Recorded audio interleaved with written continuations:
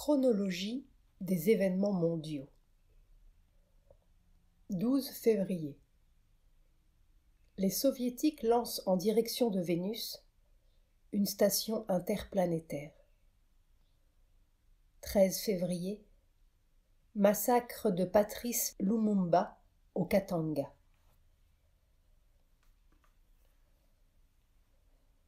14 février 1961. Sri Aurobindo parle ici de Higher Soul, dans la synthèse des yogas. On ne peut tout de même pas traduire cela par âme supérieure, comme s'il y avait une âme inférieure. Sri Aurobindo veut faire la distinction entre l'âme progressive, c'est-à-dire l'âme qui fait des expériences et progresse vie après vie, que l'on peut appeler l'âme inférieure, et l'âme supérieure, c'est-à-dire l'âme éternelle, immuable, divine, essentiellement divine. J'ai vu, il avait écrit cela quand il avait été mis en contact avec les écrits des théosophes, avant le vocabulaire de Théon que j'avais apporté. Pour Théon, il y a le centre divin, qui est l'âme éternelle, et l'être psychique. Et alors, justement, pour ne pas employer le même mot dans les deux cas, Sri Aurobindo parle d'être psychique et le centre divin, ou être central, qui est l'âme essentielle. Si l'on traduisait la partie supérieure de l'âme au lieu de l'âme supérieure, alors cela aurait l'air de faire une division dans l'âme. Après le travail, au moment de se lever, Mère fait la remarque suivante. Il y aura beaucoup à dire plus tard. Silence. Ah, si on tient le coup, ou pour dire mieux, quand on aura tenu le coup, il y aura bien des choses intéressantes à dire. 18 février 1961. Mère donne une fleur qu'elle a appelée action supramentale. Barringtonia speciosa. Crois-tu que c'est beau? Comme c'est vivant. Ça vibre. C'est joli, non? Oh, l'autre jour j'avais des zinnias. Endurance. C'était littéralement une œuvre d'art, comme si chaque pétale était peint. Et un ensemble si harmonieux et si varié en même temps. Elle est admirable, cette nature. Au fond, nous sommes simplement de sales copistes et maladroits. Après un moment de silence. Bon, c'est tout. Situation semblable à elle-même. Et tes jambes? En plein subconscient. Un subconscient. Oh, désespérant de faiblesse, de platitude et de, comment dire, d'esclavage à des tas de choses, d'esclavage à tout.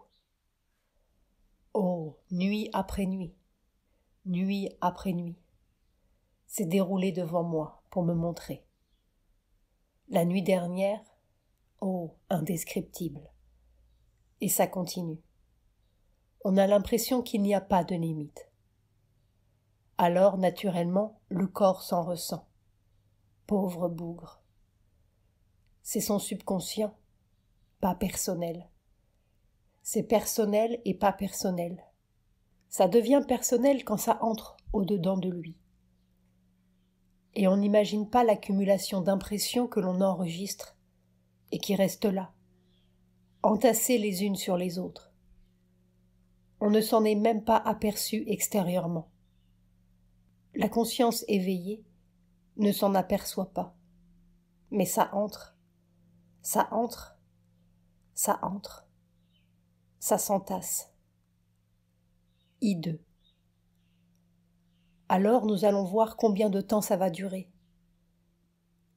Je comprends que les gens n'avaient jamais essayé de changer ça. Oh, Remuer ce bourbier-là, non, il faut avoir beaucoup, riant, beaucoup de courage. C'est si facile de s'échapper. Oh, si facile de dire « Tout cela ne me regarde pas. Moi, j'appartiens à là-haut. Ça ne me regarde pas. » Bon. Mais enfin, il est évident que personne n'y a réussi. Jusqu'à présent, il n'y en a pas eu un seul. Et je comprends. Je comprends ça. C'est à se demander, quand on se trouve en face de ça, on se dit « Mais qu'est-ce qui va pouvoir tenir le coup ?» Mon corps était bien bâti, solide, plein d'endurance. Il avait, oh, une énergie formidable, et il commence à sentir que ce n'est pas facile. Silence. Maintenant, qu'est-ce que toi, tu as à me dire ? Moi, je n'ai rien à dire. Tant que c'est comme ça va durer, voilà. Et puis on verra. Mais est-ce qu'il est nécessaire de descendre au même niveau que toutes ces choses subconscientes ? On ne peut pas agir d'en haut ? Mais agir d'en haut, mon petit. J'ai agi d'en haut pendant plus de 30 ans. Ça ne change rien. Ça change. Ça ne transforme pas. Il faut descendre alors à ce niveau-là ? Oui, ça peut maintenir. Ça peut tenir les choses en place. Les empêcher de prendre des initiatives désagréables. Mais ce n'est pas transformer, c'est transformer. Tant que c'est même la maîtrise, ça peut se faire. Ça se fait même très bien d'en haut. Mais la transformation, il faut descendre. Et ça, c'est terrible. Autrement, ce ne sera jamais transformé. Ça restera tel quel. On peut, n'est-ce pas ? On peut même faire figure de surhomme. Mère rit. Mais ça reste comme ça. Geste en l'air. Ce n'est pas la vraie chose. Ce n'est pas la création nouvelle. Ce n'est pas l'étape prochaine de l'évolution terrestre. On peut dire aussi « Pourquoi êtes-vous pressé ? Attendez que la nature le fasse. » La nature prendra quelques millions d'années, et puis elle gaspillera un tas de gens et un tas de choses. Pour elle, n'est-ce pas, des millions d'années, cela n'a pas d'importance. C'est un souffle qui passe. Silence. Enfin, on m'a envoyé ici pour le faire, alors j'essaye de le faire, c'est tout. J'aurais pu... Mais si ça n'avait pas été pour cela, je serais partie avec Sri Aurobindo. Voilà. Ce n'est que pour ça que je suis restée. Parce qu'il y avait ça à faire et qu'il m'a dit de le faire, et que je le fais. Autrement, on a beaucoup moins de limites sans le corps, quand on est parfaitement conscient. On peut voir une centaine de gens en même temps, dans 100 endroits différents, comme le fait Sri Aurobindo maintenant. Si j'ose dire, Sri Aurobindo est resté très conscient des choses matérielles ? Tout à fait. Mère se reprend. Ah, tout à fait matériel ? Non. À travers moi seulement. C'est à travers moi qu'il est conscient des choses matérielles. Pas directement. Mais le physique subtil, il est très conscient. Seulement, ce n'est pas tout à fait la même chose. Pas tout à fait la même chose. Mère fait un geste flou. Il y a une différence. Par exemple, c'était assez curieux. Il y a eu une sorte de... Comment dire en français ? Spell of illness, vague de maladie sur l'ashram, qui provenait surtout de la pensée des gens, de leur façon de penser. C'était tout à fait général et c'était horrible. C'était lugubre, de peur, de mesquinerie, de soumission aveugle. Oh, et alors tout le monde s'attendait. Notons qu'une disciple, quelques jours plus tôt, la nuit du 12 février exactement, a fait un rêve symbolique tout à fait typique, où elle voyait près de la porte de l'ashram tous les disciples assemblés, avec un air consterné, comme si quelque chose était arrivé à mère. Bref, l'atmosphère était comme cela. On voulait m'empêcher de sortir de ma chambre. Il fallait que je me cache pour sortir de ma chambre. C'était dégoûtant. Eh bien cette nuit-là, quand j'ai vu cette spell sur l'ashram, Sri Aurobindo était couché, malade dans son lit. Il était comme je l'ai vu quand il était malade. Autrement, nous passons presque toutes nos nuits ensemble à faire des choses, à causer. C'est une espèce de dédoublement qui rend l'existence agréable. Et presque toutes les nuits, nous les passons à faire ceci, voir cela, arranger telle chose, parler ensemble. Mais ce jour-là, comme je me cachais pour sortir de ma chambre parce qu'on voulait m'empêcher de sortir, j'étais obligée de sortir avec ma robe de nuit sur moi. Et qu'il y avait des gens à ma recherche pour, riant, pour me refourrer dans mon lit, il était là, malade dans son lit. Ça m'a beaucoup frappé. C'est donc que cela l'affecte tout de même dans sa conscience. Il était dans une sorte de transe, et pas bien du tout. Ça n'a pas duré, mais enfin... Oh, mais ce qui peut être collectionné là-dedans, dans le subconscient. Pouah. Silence. J'espère que tu ne notes pas toutes ces choses désagréables que je suis en train de dire, parce que ça, ce n'est vraiment pas encourageant. Ce n'est pas encourageant, mais c'est utile. Cela fait partie de la bataille. Oh oui, ça, sûrement. Mère rit. Si on ne parlait que du succès, et puis nous partageons ses difficultés, plus ou moins, ça deviendrait infiniment intéressant du jour où la victoire serait remportée. Mais si la victoire n'est pas remportée, pourquoi parler de tout cela? Ça fait encore une longue description de failure, échec. Je ne crois pas aux failures. D'un échouement, comme un bateau? Un échec? Ah, ce n'est pas un échec. Ce n'est pas un échec. Mère souligne très énergiquement. Ce n'est pas un échec. Un contretemps. C'est quelque chose qui n'aboutit pas parce que le moment n'est pas venu d'aboutir. Mais ce qui est fait est fait. Ce n'est pas un échec. Ce qui est gagné est gagné. Mais je ne crois pas du tout que cela n'aboutisse pas. C'est forcé que ça aboutisse. Pour le moment, cela ne m'a pas été dit. On verra. Personne, je veux dire personne ayant autorité, ne m'a annoncé que ce serait un échec. Mais enfin, on verra. L'évolution extérieure du monde va tellement vite, je parle des mécanismes scientifiques, que cela ne peut pas être remis à des millions d'années. Il faut que l'intérieur rattrape tout cela. Oui, c'est sûr. Oh oui. C'est forcé. Peu après, il est question d'un livre sur Sri Aurobindo que le disciple doit écrire.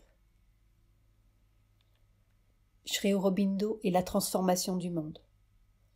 Un livre qui avait été demandé aux disciples par les éditions du Seuil et que celles-ci refusèrent plus tard sous prétexte qu'il n'était pas conforme à l'esprit de la collection.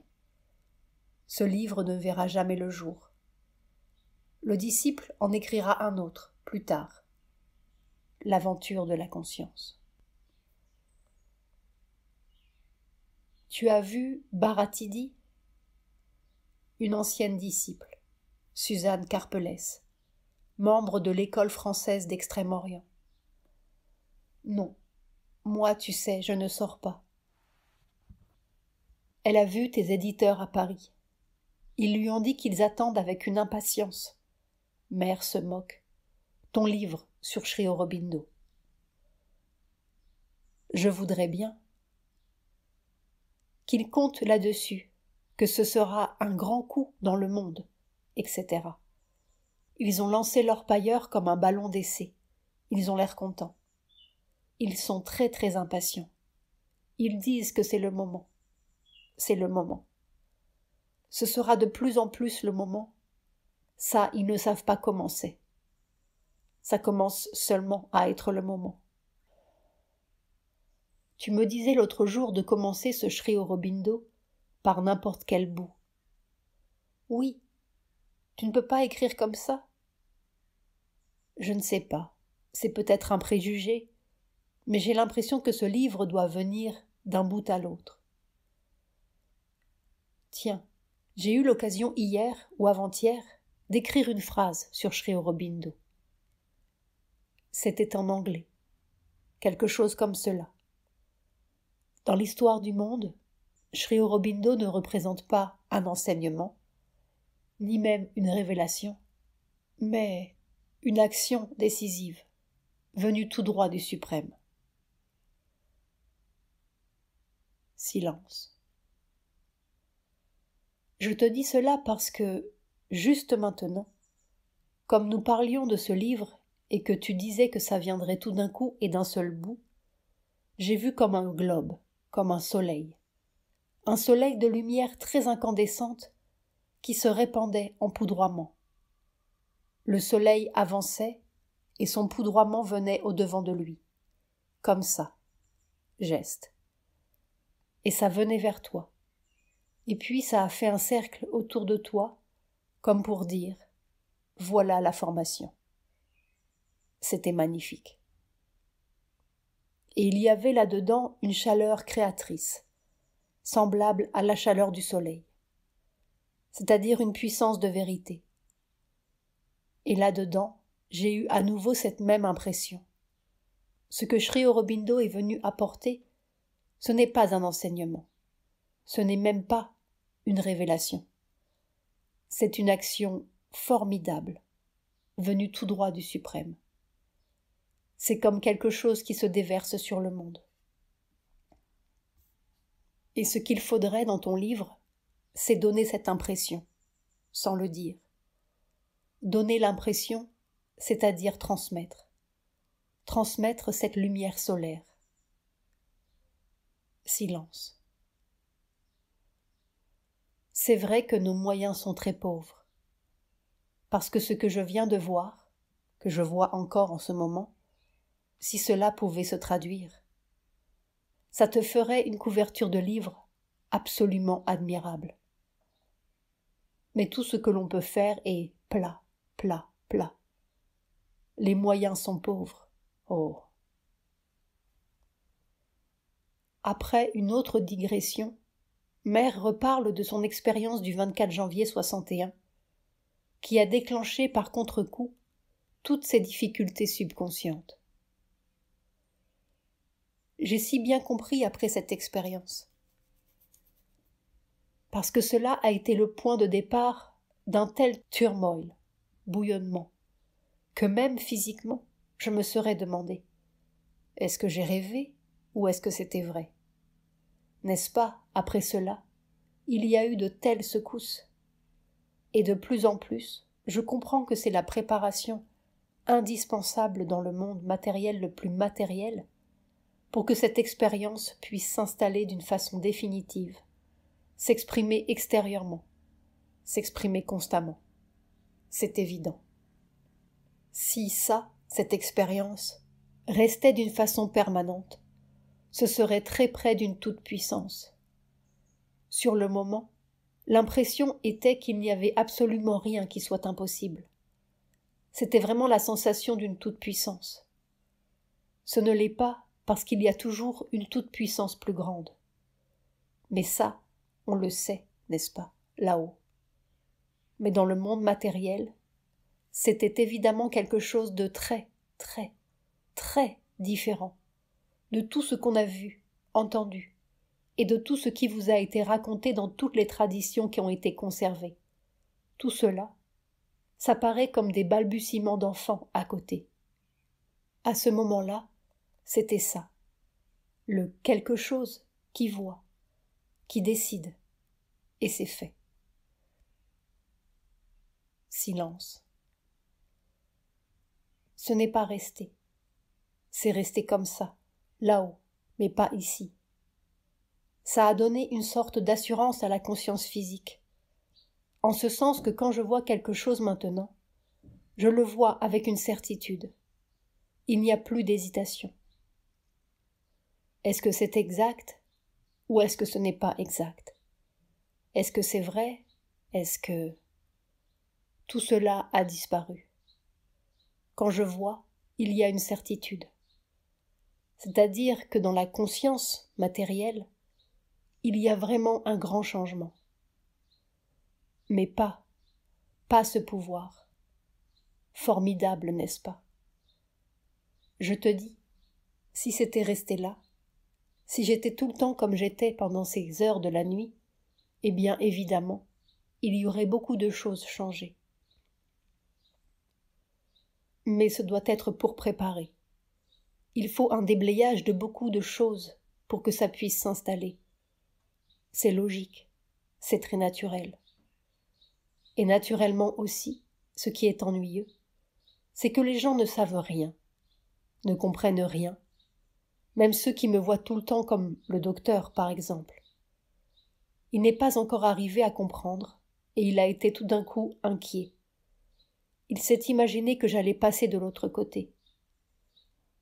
Et alors tout cela vous fait un gâchis dans l'atmosphère, qui ne vous êtes pas du tout. N'est-ce pas? Leur foi n'est pas suffisamment, comment dire, éclairée pour rester immobile et dire simplement « Eh bien, on verra », sans question. Ils ne sont pas au-dessus des questions. Alors ça complique. J'ai bien le sentiment, mais ça ce sont de vieilles idées, le sentiment que si j'étais toute seule quelque part et que je n'ai pas à m'occuper des gens et des choses, ce serait plus facile. Mais ce ne serait pas la vraie chose. Parce que quand j'ai eu l'expérience du 24 janvier, toutes les choses dont je m'occupe étaient présentes.